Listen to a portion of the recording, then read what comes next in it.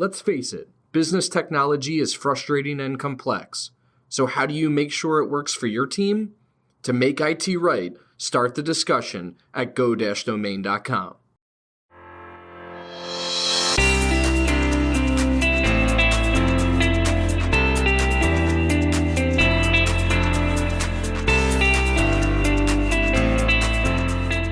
You're listening to Discussions by Domain, a podcast for business leaders. Our discussions may be with people you've probably heard of before, but the majority of our guests are in the trenches, professionals like you and I, with the same challenges and struggles of keeping up in the Northeast. They're implementing strategies, overcoming hurdles.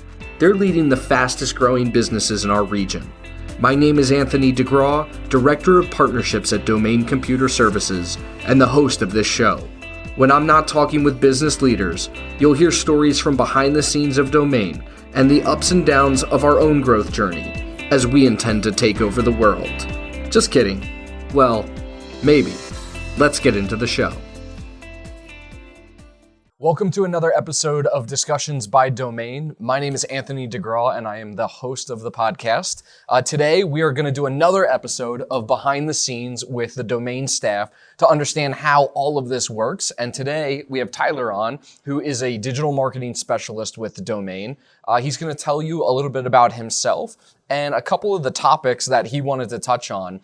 And as a side note, Tyler is the brains but behind the entire podcast operation. So I asked him to share a little bit about what that looks like and how other companies could potentially take advantage of this to get content and all different kinds of stuff. So Tyler, welcome. Thanks for having me. It is a little weird to be on this side of the camera. Yeah, I'm usually on the other side filming all the time. So yeah, thanks for having me. Yeah, no problem. So we're going to dive in. Let's dive in with, tell us a little bit about yourself and your background and how you got here. Sure. So I'm a digital marketing specialist here at Domain Computer Services. I graduated from Mercer County Community College. That was last May. Okay. So it's about a year from now. In the past. Before that, how I got into this field of marketing, I went to college for graphic design and advertisement. Got my associates in that. And originally, I wasn't going to get into graphic design. Okay. In high school, I was more interested in architectural design. Okay. But as I went through a few of the classes, I realized I hated it. Yeah. I didn't like it at all. Yeah. But after that, I took a commercial art class, and I realized I've always been, very artistic. I've taken drawing classes, painting, etc. So I've decided before I went into college that I wanted to go into that field instead.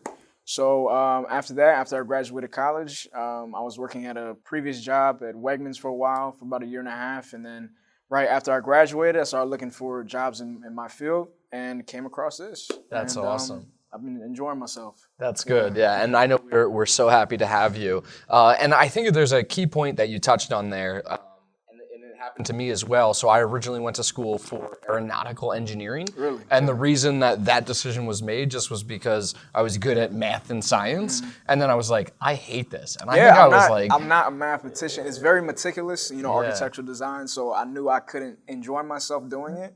So that's why I decided to switch. Yeah, which was perfect. And the same thing happened to me. I was like, I am pretty good at math. I'm somewhat good at science, but this whole engineering thing makes no sense to me. Yeah. And the business classes at the time, economics, did make sense to me. Yeah. And within a year, I think I completely switched everything that I went to school. And I think your ability to recognize that and then completely make that transition, it worked out really well. All right, so let's jump into some of the things that you handle for Domain. So I know the first topic you wanted to touch on was companies have a lot of access to tools, mostly that are inexpensive or completely free, and they're not taking advantage of them. So why don't you walk us through that a little bit? Sure. Well, I think the base from a marketing perspective for any company would be, first and foremost, their website. Okay. And a lot of companies, their websites aren't up to date in a sense, like in the design wise. Yeah. They're very like they're from the early 2000s or even the 1990s. They're very it makes you want to click off of it right away. So one thing that I think they can improve on first and foremost is their website. There's a lot of programs like WordPress, something like that to refresh your website. And after that, it really is about, okay, you have the website as your base, so how do you get people to come to your website?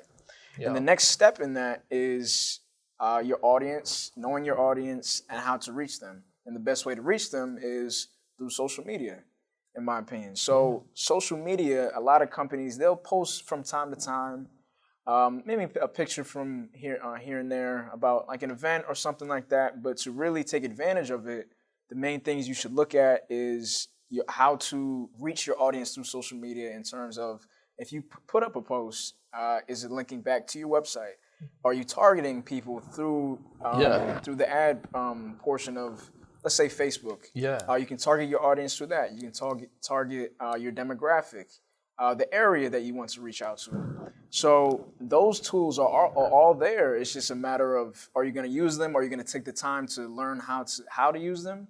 And if you do these things, having your website and going through this process of getting familiar with social media, then you'll see the benefits of doing that. Correct. And I think you're nailing it there. I think companies and business owners, they need to get comfortable with where the new age is, right? It's not only just a website, it's also the mobile-friendly websites now. Exactly. Because people are mostly visiting things from their cell phones and everything like that. And then it's like, okay, once I have that, what is the actions that I want them to take? Where do I want them to go? And you almost have to, like you guys have done very well, is like laid out different sections about this is what I want them to learn in this section. If they come here, this is probably what they're looking for. And then what is the call to action that I'm trying to get them to do after they visited certain sections of the site? And then to your point, like, all right, that's great, but it's not great if they never get there. Yeah, it's useless. The website is useless. It's just going to be sitting there if you don't have people actively going to the website to see your product or your services that you offer to your clients. They're never going to see that if they're not going to your website. Exactly. And I think the reason you're speaking on the social media aspect of it is we're looking for where is everybody's attention, right? And we would be hard pressed to say that attention's now in newspapers, right? We know it's not there. Thing of the past, When was the last time somebody opened a newspaper or somebody actively still gets the newspaper, right? So now the reason you're pointing to social media is a lot of our attention, whether it be the Facebooks, the Instagrams, the LinkedIns of the world, the attention is going there. So it's like, okay, once it's there, I need to figure out those platforms and how it best fits my demographic, which you mentioned. Exactly. And your demographic may spend a lot of time on Facebook or Instagram, or it may spend a lot of time on LinkedIn. But I can guarantee you, from what I think I understand in this space, is that they're spending time on each of them, maybe in different lengths of time, but they're eventually hitting these sites. So you need to have a presence there. So you touched on a really good point of the website looks a certain way and feels a certain way, and you're trying to get them to just take certain action. But talk about that image that you have there, as well as then you build out these profiles on these different sites. Talk about the consistency and what that means to the user experience. Well, in terms of consistency in social media, you can't make one post in September of 2019, and then the next post you make is September of 2020. Yeah. You're losing everyone's attention. They know you're not on it. You're not consistently posting things. So when you're consistent in social media, and what you're posting, they're saying that you care about it, that you're actively getting content to them, and you're building your audience. Because if you're sporadic with your posting, if you post something 1 month and post something 5 months ahead of time, you lose your audience. Yeah. But if you consistently post something every week, every few days, every day maybe, then you get more followers and you build your audience from there. Exactly. So there's really no downside to posting too much on social media. I like that, and I think that's a really good mindset to have. I think every time you're posting, whether it be more content, I don't think you can go wrong, because you never know what is going to relate to your audience the most, right? And on what channel. So the more you do that, the more at-bats you get to take across these different channels. And then if you're smart enough, like you are, you're looking at this stuff consistently and saying, what's the data associated with that? And I think the most powerful thing about all of these platforms is the data, is you're getting to understand what's resonating with your audience, what type of content, what images, all of these things, and then you can use that to get better and better over time. Exactly. All right, we've talked a little bit about content and posting. Talk about our theory here on how to get content, because that's, I think, the number one thing we get is like people come to our stuff and they're like, I don't know what you're doing, but I want that, right? Yeah. So talk about our theory around how we produce a significant amount of content. Well, a lot of companies they want content, but they're stumped of how to get it, how to create it. But for most companies, pretty much for every company, the content is there. It's just a matter of condensing it. Yeah. So what we do, what we've seen that works is we document everything, whether that be an event that we hold for our clients or something like that, the event that we hold internally at Domain, Monday morning meetings that we have every Monday. We document it, we record it, and that in itself is content. Yeah. For example, if we record a Monday morning meeting, record it, it may be 20 minutes. From that 20 minutes of video, we can break that down into a few clips. Yeah. So that's different posts you can put on social media. Those, let's say 3 clips come from a 20-minute video. Also from that 20-minute video, we can make a blog post that will go on our website and also make a post on social media linking to that post, like once again, drawing people to that website. So you see it's a domino effect pretty much when you document this content, whether that be an event or whether it be maybe a meeting. Yeah. And it leads to all these different avenues that you can take in terms of content that you can post on your website as well as social media. Correct. And I think then that starts to give you that consistency across all the platforms, whether our Monday morning meetings about culture and accountability, or it's about where managed service providers are today and where they're going to be in the future. All of that content is different content. It all resonates. We're not only educating our employees and our staff across all different departments on a topic that's important for them to understand, but then we can go out to the audience, educate them on that, and then whatever piece of that, maybe they resonate more with culture,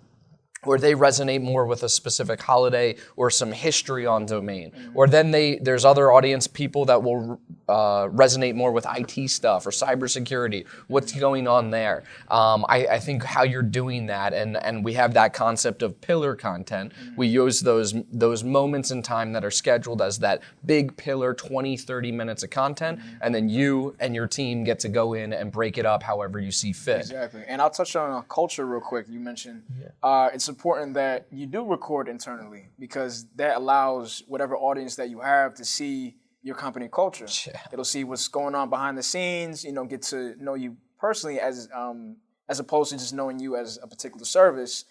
You're engaging them more when you post those personal things, your employees laid back or during an event, they'll get to know you better. Yeah, and I think in today's day and age, that's the most important thing. A lot of things are getting commoditized across a lot of different things, but they can't commoditize our culture. And that's part of why we're doing this, right? We want to bring you out from behind the camera over here to tell us about our culture. Now, I could see one of the objections I think somebody could potentially give on this entire thing is, well, you have a Tyler, you have a team.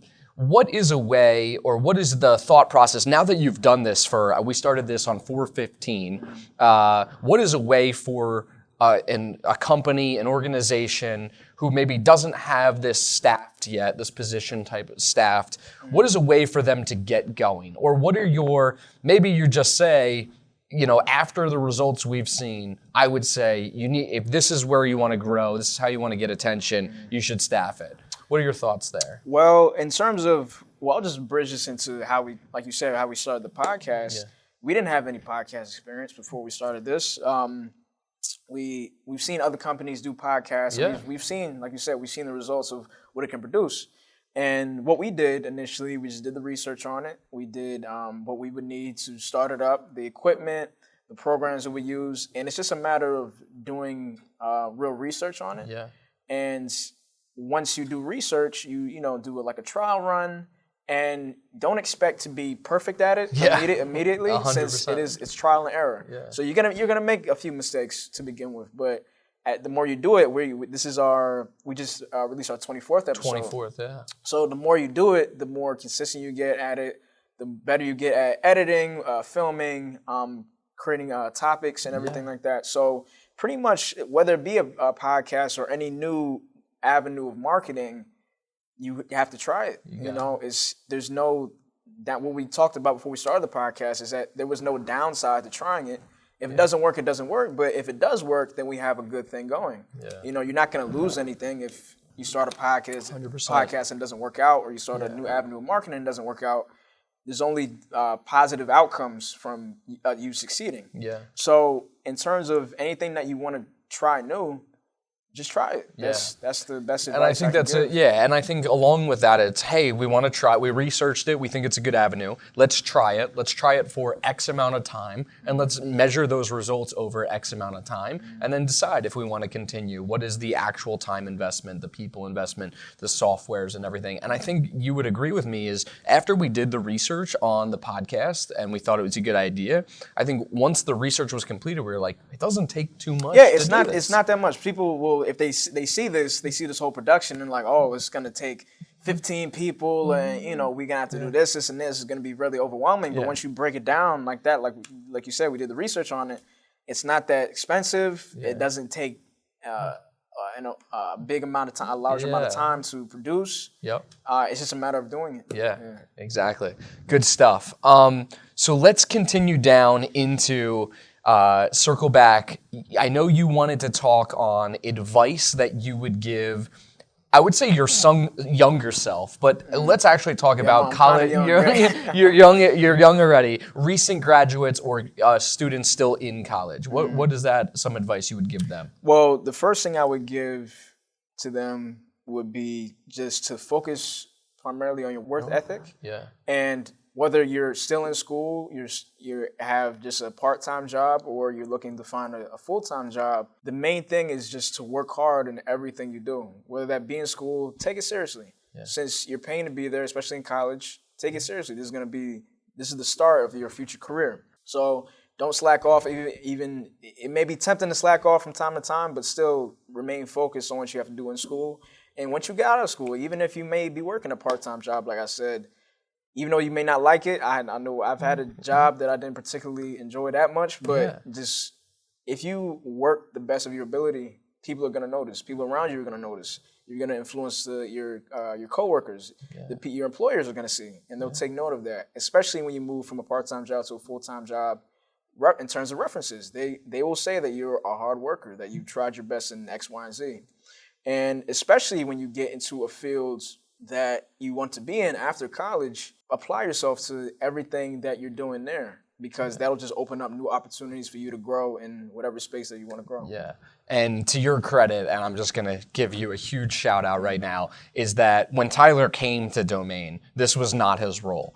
Production of a podcast wasn't even talked about. No. But what Tyler did is what he just mentioned, is he completely applied himself to it. He took on all the responsibilities of each individual part, put it together, timelines, scheduling, all of this different stuff. He's been a huge asset to this. Thank you. I really appreciate it, man. I appreciate that. Appreciate you saying that. Yeah, no problem. Everybody, this is Tyler. He's over at Domain. He's behind the camera. If you come on the podcast, you will get to meet him. And thanks so much, man. Yeah, no problem. Thanks for having me. Awesome.